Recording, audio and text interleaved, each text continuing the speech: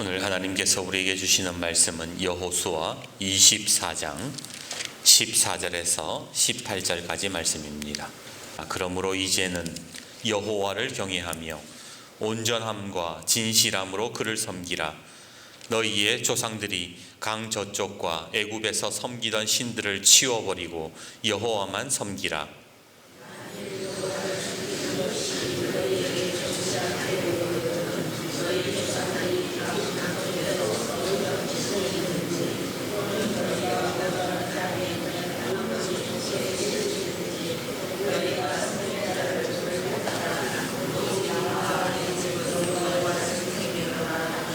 백성이 대답하여 이르되 우리가 결단코 여호와를 버리고 다른 신들을 섬기기를 하지 아니하오리니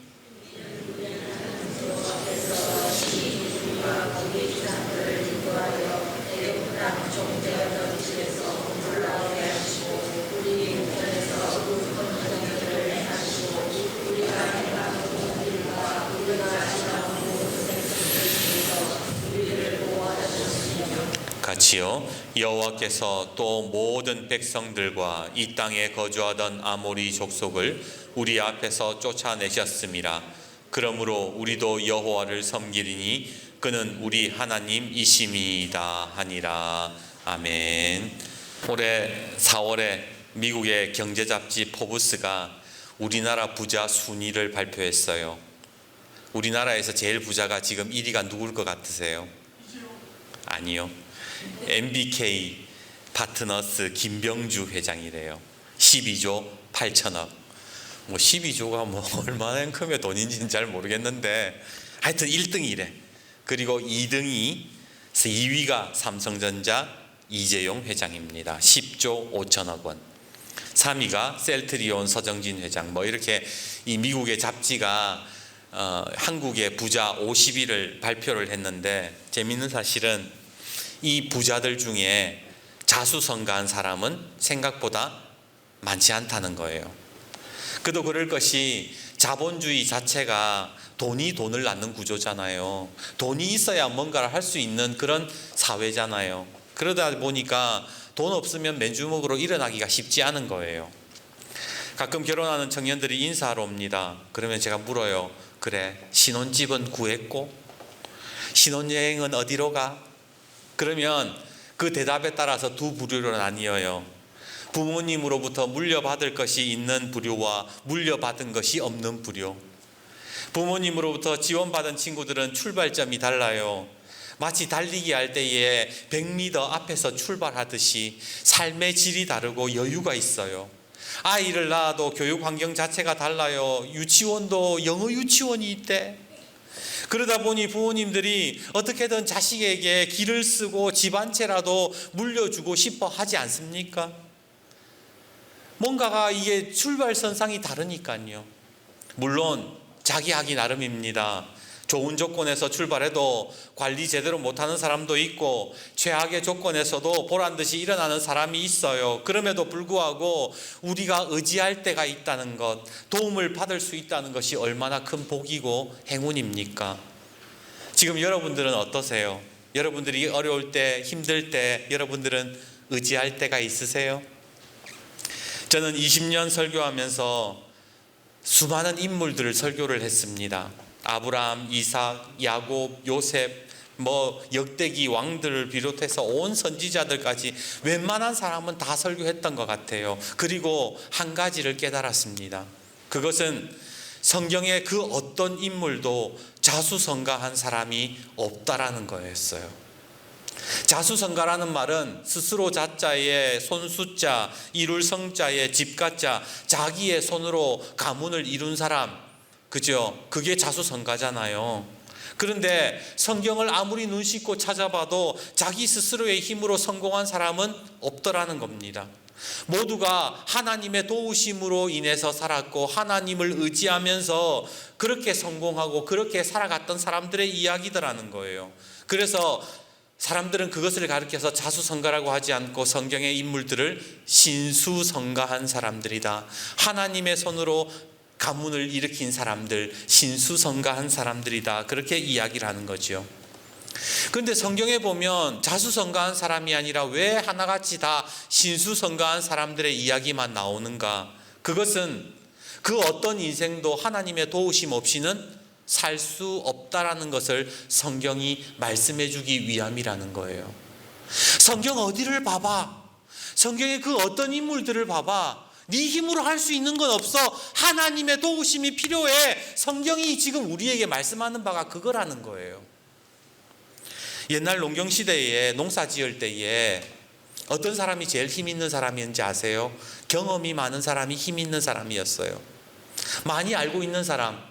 그래서 언제 심고 언제 수정시키고 언제 걷어야 하는지 그 사람의 도움이 있어야 농사를 지을 수 있었잖아요. 그래서 그 힘 있는 사람에게 아쉬운 소리도 하고 돈도 얹어주면서 부탁을 했습니다. 그런데 그 도움은 어느 순간부터 별 필요가 없어져요. 왜? 나도 경험이 쌓이니까요. 오히려 내가 더 잘할 수도 있어요. 하지만 중요한 것은 아무리 힘이 있다 하지만 하나님이 좋은 날씨를 허락해 주시지 않으면 아무리 경험이 많아도 의미가 없더라는 거예요. 옛말에 모사제인 성사제천이라는 말이 있잖아요. 사람이 일을 꾸미지만 이루는 것은 하늘이다. 성경도 마찬가지입니다. 잠언 16장 9절 사람이 마음으로 자기 길을 계획할지라도 그의 걸음을 인도하시는 이는 여호와시니라. 무슨 말입니까? 결국에는 아무리 힘이 있어도 하나님의 도우심 없이는 할 수 있는 게 없다라는 거예요. 요즘 시대에는 돈 있는 사람이 힘 있는 사람이에요. 돈만 있으면 웬만큼은 다 해결이 될 정도로 돈에는 힘이 있습니다. 그러나 아무리 돈이 많아도 하나님이 건강을 허락지 않으시면 돈 10원도 쓰지 못하고 죽는 것이 사람 인생이더라고요. 마가복음 8장 36절에 사람이 만일 온 천하를 얻고도 자기 목숨을 잃으면 무슨 유익이 있겠는가? 하나님이 그 생명을 허락지 않으시면 그 힘 있다고 말하는 세상에서 가장 좋다고 말하는 그 돈도 아무 소용이 없더라는 겁니다. 하늘 나는 새도 떨어뜨린다는 권력도 모두가 우러러보는 명예도 그 어떤 자수성가도 하나님의 도우심 없이는 아무 의미도 없고 아무 쓸모도 없다. 그것이 성경이 우리에게 말씀해 주는 것입니다. 저는요 한때 교만했습니다. 나 정도 목회를 하면 교회가 부흥될 거라고 그렇게 착각했어요. 성격도 나쁜 건 아니잖아요. 제가 성격이 이상하거나 엉뚱한 짓 하고 그런 인간은 아니잖아요. 똑똑하지는 않지만 좀 어리하긴 해도 눈치는 있어요. 나름 설교도 막 이상하게 하진 않아요. 그 정도면 교회 오래 하면 부흥되겠지. 그런데 목회 7년 차에 접어들어서 제 교만을 회개합니다.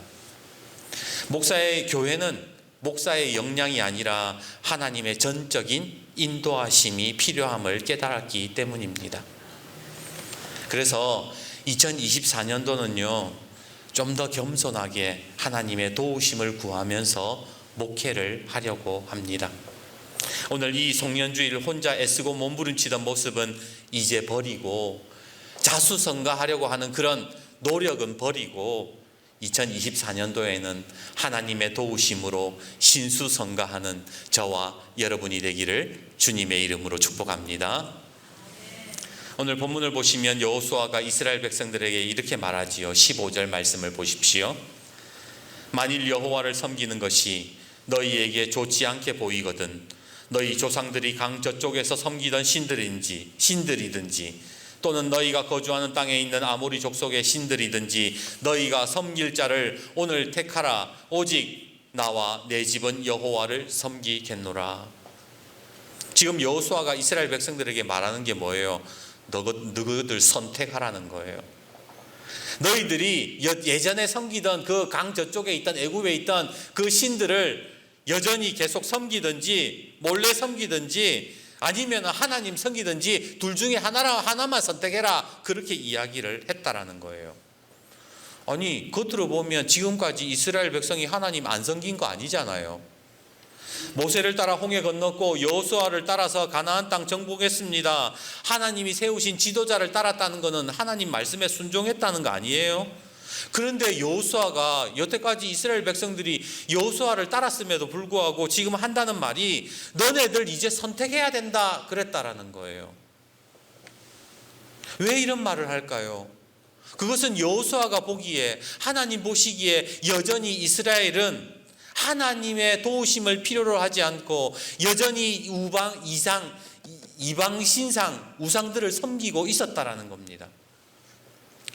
올해 교수신문에서 2023년도 사자성어를 발표했죠. 올해 사자성어가 여러분 뭔지 아세요? 견리망의라는 글입니다. 볼견자에 이득이자, 이 이득을 본다 견리, 망의 잊을 망자, 의로울 의자. 이득을 보자 맞아 뭐예요? 의로움을 버렸다. 이게 견리망이라는 뜻이라는 겁니다. 학자들이 볼 때에 2023년도는 이득 때문에 정의를 잃어버리는, 의로움을 버리는 그런 해였다라고 판단을 했다라는 겁니다. 여러분도 아시다시피 정치인들이 보여주는 것이 무엇입니까? 국민들을 위한 정치가 아니잖아요. 자기들의 이익을 위해서 서로 물고 뜯고 싸우고 1년 내도록 보여준 게 자기 이익을 지키기, 자기 밥그릇을 위해 지키는 그런 싸움만 보지 않았습니까? 예전에도 그랬어요. 언제 한 번은 국민들을 위해서 제대로 한 적이 있습니까? 교회도 다르지 않습니다. 언젠가 어떤 장로님이요, 다른 교회 집사님 전도하는 걸 봤어요. 다른 교회 장로님이 다른 교회 집사님을 전도하는데, 야, 집사님, 누구 집사님, 우리 교회 목사님 설교가 좋아, 우리 교회에 와. 남의 교인 데리고 오는 거 그거 전도라고 할 수 있을까요? 지난주 파크 골프 치는 그 선생님 한 분이 목양실로 찾아오셨어요. 그분이 저에게 뭐라고 얘기하시느냐, 목사님, 우리 골프 치는 회원 중에 교회에 나가고 싶어 하는 분이 한 분 계세요. 그래서 내가 광덕교회 너무 좋다고, 우리 광덕교회 안 나오시지만 다른 교회 다니시는 분이세요. 내가 광덕교회 너무 좋다고 나가라 했어요. 그러니까 목사님이 신방 한번 가세요 얘기를 하시더라고요. 2번이나 찾아오셨어요. 신방 가라고. 이분이 누구냐면, 지금 우리가 전도 대상자가 누구냐면, 여러분 풍천 주유소 여기 올라가시면 우리 주유소 맞은편에 엄마 밥상이라는 식당 아시죠? 그분 사장님이세요. 여자 사장님인데, 그래서 지난 수요일 날 신방 겸 전도차 점심에 식사하러 갔어요. 근데 갔는데 제가 너무 민망한 거예요. 왜 민망했냐면, 제가 이제 가서 딱 인사를 드리려니까 이미 가일교회 목사님이 가일교회 목사님이 사모님하고 오셔가지고 식사를 하면서 대화를 하고 계시는 거예요, 이미. 그러면서 우리 가일교회로 오시라고. 그래서 제가 고민을 했어요. 가일교회에서 지금 전도하고 있는데 목사님 가시고 나서 제가 가서 광덕교회로 오세요. 이게 이렇게 해야 되나 말아야 되나 막 속에서 갈등이 밥이 안 넘어가요. 어떡하지? 가일교회 목사님도 우리 교회에 오라, 광덕교회 목사도 우리 교회에 오라. 그분 입장에서 얼마나 난감하겠습니까? 그냥 갈까 그렇게 생각하는데, 가일교회 목사님 그래도 인사는 해야 됐어요. 왜냐하면 여기 파크 골프 치시는 분이 저한테 2번이나 찾아오셔서 그래도 한번 신방을 가라 하셨으니 그래도 인사드리는 것이 예의에 맞겠다 싶어서 기다렸다가 가일교회 목사님 가시고 난 다음에 얘기를 했어요. 안녕하세요, 광덕교회 목사입니다. 그러니까 저보고 목사님이 젊다고 아직 젊은가 봐나 목사님인 줄 몰랐다 그러시더라고요. 그러면서 안 그래도 말씀 많이 들었습니다. 같이 골프 치는 분이 광덕교회 나가라고 해서 광덕교회 가려고 했는데 가일교회 목사님이 계속 가일교회로 오라고 하시네요. 목사님 어떡하죠? 저한테 물어보시는 거예요. 속으로 갈등이 됐습니다. 근데 주님이 주신 말씀이 견리망이 이득 앞에서 의로움을 버리면 안 돼. 막 이런 마음을 자꾸 주시는 거예요. 그래서 그랬어요. 어느 교회 가시든 괜찮습니다. 예수님만 잘 믿으시면 돼요.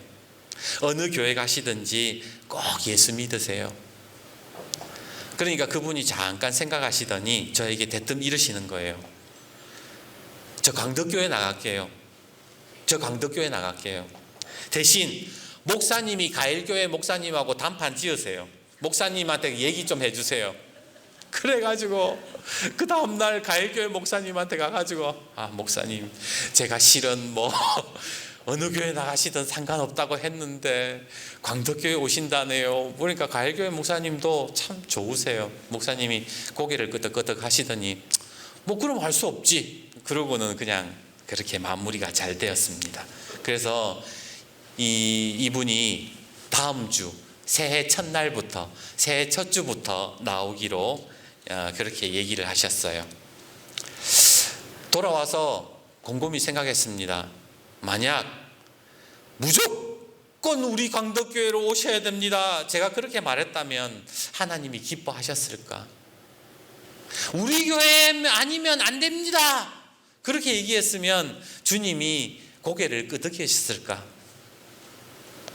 오늘 본문의 이스라엘 백성들을 보면요, 이 사람들 견리망이하고 있었습니다. 눈앞에 이익 때문에 의로움을 버리고 하나님을 버리고 있었어요. 이 사람들이요, 이 우상을 섬겼던 이유가 뭐냐? 그 가나안 땅에 거주하면서 사람들이 그 가나안 땅에 섬기던 우상들이 있었을 거 아니에요. 그래서 사람들이 그랬어요. 야, 바알이 비를 내려주는 신이야. 바알이 바람을 일으키는 신이야. 바알 앞에 절하면 농사가 잘 된다더라. 아세라를 섬기면 집안에 자식 많이 놓고 다복하다더라. 아스다롯을 섬기면 전쟁하면 무조건 이긴다더라. 전쟁의 신이야.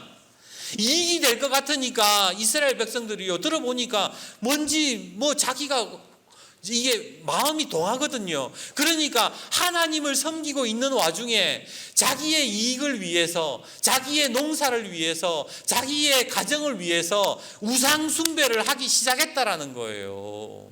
견리망이 자기의 이익 앞에서 거룩함을 버리고 의로움을 버렸기 때문에 지금 여호수아가 그 꼴을 보면서 뭐라고 했느냐? 너 이제 제대로 선택해야 된다라는 거예요. 오늘 본문 말씀이 여호수아 24장, 여호수아 마지막 장이에요. 이제 사사기 시대로 넘어갑니다. 세대 교체가 이루어지고 여호수아는 은퇴하고요, 세대 교체가 이루어지는 시점입니다. 여호수아 시대가 저물고 이제 새로운 시대를 맞이하는 시점. 오늘 여호수아 24장이 송구영신의 시점이라고요. 이 송구영신의 시점에서 여호수아가 뭐라고 얘기하느냐? 이제 다음 시대에 올 때 너희들이 분명히 해야 될 게 있다. 그게 바로 선택해야 된다라는 거예요. 진짜 하나님만 제대로 섬길 것인지 아니면 여전히 견리망이하면서 그렇게 살아갈 건지 제대로 선택해라. 그래가지고 사사기 시대로 넘어갔는데, 사사기 시대에 이스라엘 백성들이 어떻게 했습니까? 하나님을 선택했습니까? 아니잖아요. 여전히 그들의 소견에 옳은 대로 행하고 그들의 이익 대로 행하면서 이스라엘이 완전히 와해가 되는 거예요. 신앙이 완전히 무너져 버리는 거예요. 선택을 잘해야 되는 선택을.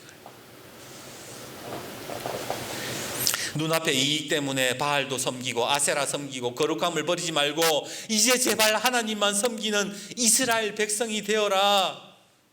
그것이 여호수아의 간절한 마음이었던 것입니다. 오늘 저는 이 말씀에 의지해서 여러분들에게도 권면합니다. 2023년을 마무리하고 2024년을 맞이하는 이 송년주일, 여러분은 여호와 하나님만 섬기시겠습니까? 견리망이하지 않고 하나님의 백성으로 살면서 의를 따라 거룩한 백성으로 살기를 그렇게 소망하십니까? 물론 쉽지가 않아요. 우리가 아무리 결단하고 말씀대로 살려 해도요, 우리는 실수하고 넘어질 때가 참 많습니다. 성경의 인물들만 봐도요, 믿음의 조상이라고 말했던 그 아브라함 한번 생각해 보세요. 아브라함도 이익 앞에서 흔들렸어요. 하나님이 아들 이삭을 줄 거야 약속하셨는데도 그 약속을 믿지 못하고 그 자기의 이익 때문에 아들을 빨리 보고 싶다는 그 이익이 앞서서 어떻게 했어요? 하나님 약속을 저버리고 하갈을 통해서, 몸종 하갈을 통해서 이스마엘을 낳잖아요. 이삭도요, 견리망이했어요. 자기 아내를 누이라고 속이고 부끄러움을 당했잖아요. 이삭의 아들 야곱도 똑같았어요. 눈앞에 이익 때문에 아버지 속이고 하나님 속이려고 하고, 그러다가 평생 뭐예요? 사기꾼으로 그렇게 평생을 떠돌아다녀야 됐잖아요. 요셉이라고 뭐 다른 줄 아세요? 요셉은 술 맡은 관원장 앞에서 썩은 동아줄 붙잡았고요, 다윗은 이성의 유혹에 흔들렸습니다. 세상에서 가장 지혜로웠다고 말하는 솔로몬도 눈앞에 이익을 쫓아 수많은 나라와 정략 결혼을 하면서 나라가 붕괴돼 버렸어요.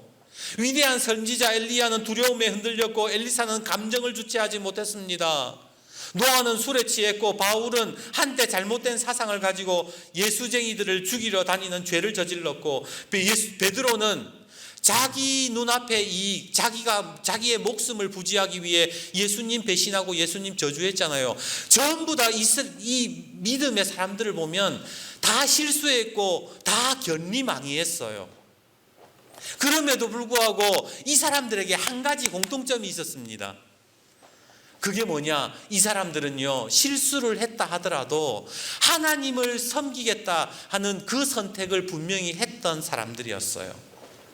비록 실수하고 넘어졌잖아요. 그러나 나와 내 집은 하나님만 섬기겠다라는 선택을 했을 때에 하나님이 이 사람들을 붙잡아 주기 시작했다라는 거예요. 오늘 우리가요, 하나님만 섬기겠다라고 결단하는 것은 내가 그냥 진짜 그렇게 살 수 있다라고 그렇게 자신하는 게 아니에요. 내가 하나님 섬기겠습니다. 하나님 의지하면서 하나님 도우심 구하면서 그렇게 살겠습니다. 결단만 하면 도와주시는 분이 누구라고요? 하나님이라는 거예요. 2024년도도 우리는 분명히 실수할 겁니다. 넘어질 수도 있어요. 그런데 그 선택을 한 사람은 하나님께서 놓치지 않으신다라는 거예요. 제가 좋아하는 말씀 가운데 요한복음 15장 5절 말씀이 있습니다. 요한복음 15장 5절, 나는 포도나무요 너희는 가지라. 그가 내 안에 내가 그 안에 거하면 사람이 열매를 많이 맺나니 나를 떠나서는 너희가 아무것도 할 수 없음이라. 저는 이 말씀을 어떻게 받아들였느냐, 예수님께만 붙어 있기만 하면 된다라는 거예요. 뭐 가지가 자기가 뭐 계획을 세우고 내가 앞으로 말이야 가지를 더 내고 내가 더 뭐 열매를 몇 개를 맺고, 가지가 할 수 있는 거는 없어요. 가지는 그냥 나무에 붙어 있기만 하면 열매가 자동적으로 생기게 되고요, 잎사귀가 무성하게 자라나게 된다니까요. 예수 믿는 사람들이 해야 되는 거는 예수님 앞에 딱 달라붙어 있는 거 외에는 없다는 거예요. 신수성가라는 게 뭐 별건 줄 아세요? 예수님 앞에 붙어 있기만 하면 되는 거예요. 그러면 열매 맺고 하나님의 도우심으로 그 인생이 온전하게 세워지는 게 신수성가고 바로 하나님, 그것이 예수 믿는 사람들의 승리라는 겁니다. 이제 말씀을 맺습니다. 그 미국의 애완을 그린 뿌리라는 소설이 있어요. 미국 흑인들의 애완을 그린 그 소설인데, 그 뿌리를 쓴 알렉스 헤일이라는 사람이 그 되게 유명한 소설 작가거든요. 그 사람 사무실에 액자가 하나 걸려 있는데 그림이 좀 이상한 그림이었어요. 그게 어떤 그림이었냐면, 이런 담벼락이 있잖아요. 담벼락이 이렇게 있는데 그 위에 거북이 한 마리가 올라가 있어요.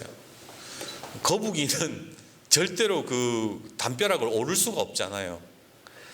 그래서 사람들이 물어봤어요. 그거 참 그림이 이상한데 그 그림 왜 그려놨습니까? 그러니까 그 사람이 뭐라고 얘기를 하느냐, 저는 이 그림을 볼 때마다 생각합니다. 저 거북이가 어떻게 담장 위로 올라갔을까? 누군가의 도움 없이는 절대로 올라갈 수 없는 담장을 보면서 저는 오늘도 하나님의 도우심을 생각합니다.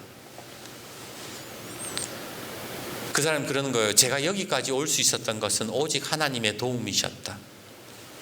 올해 2023년도 하나님의 도우심으로 우리는 여기까지 왔습니다.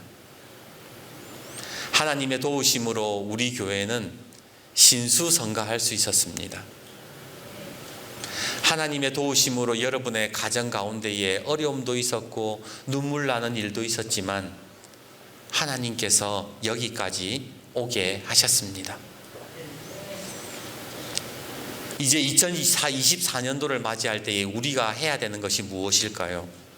내년에는 더 돈 많이 벌어야지, 내년에는 더 잘 살아야지, 그런 것이 아니에요. 2024년도는 하나님만 섬기기로 선택하면서 하나님의 도우심을 구하는 한 해가 되기를 바랍니다. 그러면 하나님이 세워주실 거예요. 하나님이 붙잡아 주실 거예요. 때로는 넘어질 수도 있고 때로는 속상해할 수도 있겠지만 우리는 망하지 않습니다. 하나님의 자녀이고 하나님의 백성이기 때문입니다. 그러기에 이 송년주일 다시 나와 내 집은 여호와만 섬기겠습니다. 그런 결단을 가지고 주님 앞에 나아가는, 그리고 2024년도를 맞이하는 저와 여러분이 되기를 주님의 이름으로 축복합니다.